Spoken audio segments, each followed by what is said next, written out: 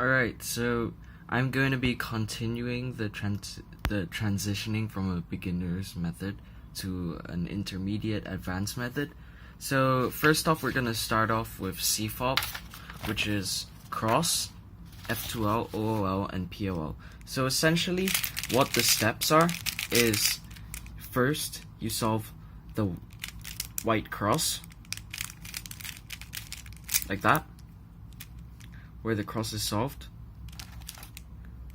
and then after that you solve F2L, which is the first two layers. So instead of layer by layer where you solve everything by layer, so you solve the first layer then the second layer, you insert the pieces at the same time. So there are three different cases that you could get for CFOP. So there's a case where you have two pieces which are the same color on top, two pieces where they're opposite colors on top. So this is red and this is red, this is blue, and these two are like not the same, but they're part of the same pair. So let's backtrack a bit and explain what a pair is. So basically a pair is where you have a 2 by 1 by 1 which goes into like the cross like this. So this would be considered a pair, and this would be a pair if this had this piece in it like that. That would be a pair. This is a pair as well, and another pair is these two, because these two are the same pieces. Blue, red, and white is your bottom layer. So you can pair them up, and then I'm gonna explain how you do that in a while. And basically the main steps of CFOP is like moving your pairs around so that they can be connected into the cross like that.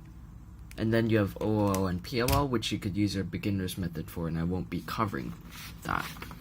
So you have this case where it's adjacent. So the insert for this would be R, U prime, R prime. So basically what this does is it brings the cross up so that this piece can go in here and you just fix the cross. So this piece needs to go here, and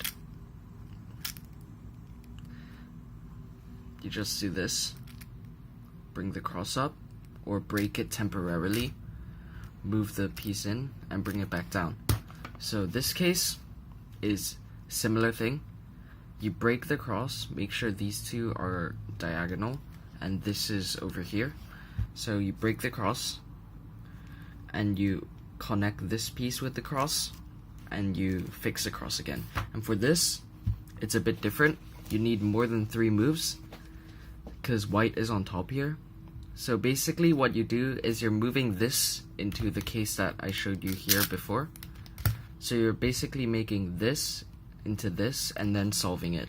So what you do here is you match the edge with its center, and then you find what the other color is and you move it away from its center that it's supposed to go to. So what I mean by that is this needs to go here because this is green and this is green, like that. So instead you do the opposite side. So you move it to blue, and then you bring the white piece, it could be anywhere here, you bring it over to this and you move it back down, and then you have this case, same exact case, which can be solved with R, U prime, R prime. So the theory behind F2L is you have empty slots, you have multiple of these depending on how many pairs you have solved. And basically what you do is, if you want to match up a pair, then you have to use an empty slot at the back to move the edge piece or the corner piece, primarily the edge piece, to where it needs to go. So if this was a pair, if this was paired up and you tried using the empty slot, if you tried using this as like your piece to move the top layer around, you would see that if I did this to pair these two up, the F2L pair here like got broken and had to get repaired. So instead, when you're doing a R prime move, which means moving the cross piece over here to the back, then you're going to have the up layer free. But then also when you do this, it means that the back pair needs to be open. So this is trash. It's a trash edge because, well, it's not solved. So for this, I'm gonna use this as my buffer and make sure that this moves this to where it needs to go. So for this case where you have opposites, you want white to face a side, so either this or that, and you want the edge on the in front of the corner, so you can connect it one move with the white on the side, obviously. So like you want this piece over here when it's opposite. So what you do is you use an empty slot at the back and you just move it into place. And then for this case, you want to match the corner's color with its center and making sure white is on the side, and you just match it up with the cross piece and fix the cross again. So then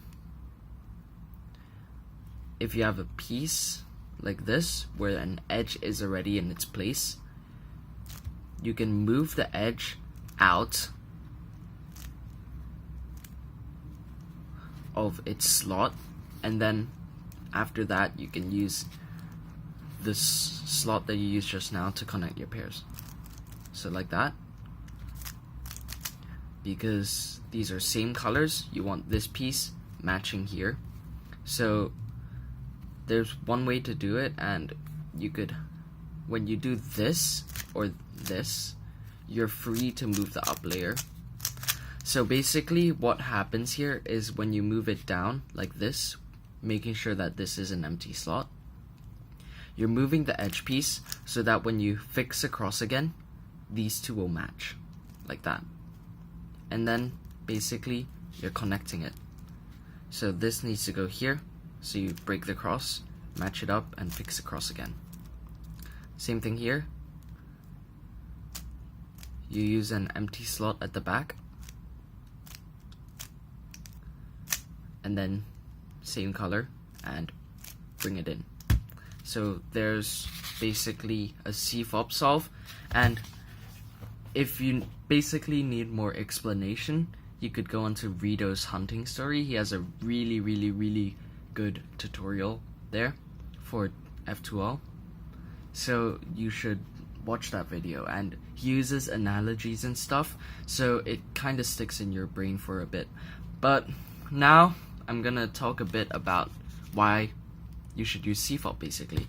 So when you're starting with layer by layer, where you solve everything, well, layer by layer, it's very similar to using CFOP, unlike RU and ZZ, where there are extra steps that you need to learn how to do. With this, it's pretty linear in the way that LBL goes into CFOP in like a really simple way. So I personally would recommend learning CFOP first, and when you average around 40 seconds with CFOP, you should try the two other methods, ZZ and RU, and see which one you like more. And basically the one you like more, you should practice that. So in terms of speed with CFOP, it's pretty difficult to start off because your times are going to be very slow when you begin, but they're gradually going to get better and they're going to surpass your LBL times at some point. So with CFOP, the main problem when you first start off is that you're going to have trouble finding pairs, and you're going to have trouble matching the pairs up and putting the pairs in. So it's going to start off slower than your LBL, which you know off by heart, but then once you get used to CFOP, you're gonna start noticing that CFOP is actually faster. So one thing I would definitely recommend is not to turn quickly. When you're like in the middle of your CFOP stage or whatever, do not turn quickly. It's much better to turn slower and try to look for other pieces while you put in the pair. So let's just do a quick example solve. So first you do the cross, and I'm not gonna go over how you can do a cross. There are many other tutorials online, but basically you solve the cross like that, and it's easier, it's kind of more efficient to solve the cross on the bottom, because F2L is much easier to do with the cross on bottom, because it's much easier to do look ahead and do up moves instead of down moves. So you should definitely do cross on bottom. So first I see this as a pair, orange blue, orange blue. So I match it up with its center, making sure that obviously white is facing to the side and these two are opposites, and that the piece is one move away. So I match it up, I bring the white to the white cross, and I fix the cross again. So then I see this pair. So usually when pairs are stuck together but not solved, you have to separate them. So similar to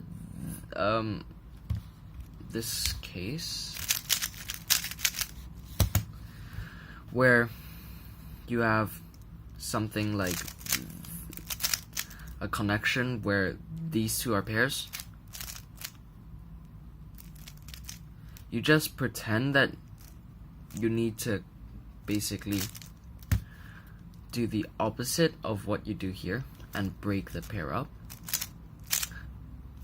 So over here, empty slot at the back, you can move this piece down, and now you're free to move the up layer however you want, as long as you don't do an R2, because R2 breaks the cross, and when you do up, the cross piece will move along with the up layer. So you do an R prime, and then an up prime, and an R, which basically separates these two pieces like that. And then now you match this up with its center, and make sure white's facing to the side and these two are opposites and it's one move away, and break the cross, match it up, and fix the cross again. So next would be these two over here. It's easier to do.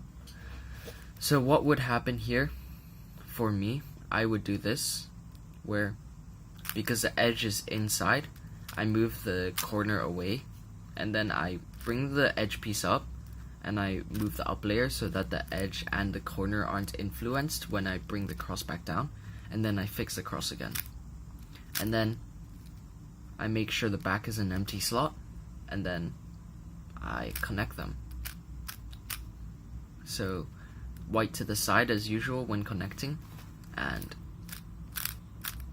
connect, and then I can put this in here because green orange goes into green orange, so I do that. And last one, I'm just gonna do something another case basically. So over here I have white on top, so basically I find the pair for it, which is this, and then I move the top piece to the side which it doesn't match its center. So instead of moving it here where this is blue, I move it here. Now for this, you don't need to worry about empty slots. As long as you match it up with its center and you move it away, this will always be an empty slot if it's matched up and you're moving it away. So let's just say we're doing it from this angle. That doesn't help, but You can also do this as well. And just make sure you move this and match the piece up. Bring it back down. This needs to go here. Break the cross. Fix.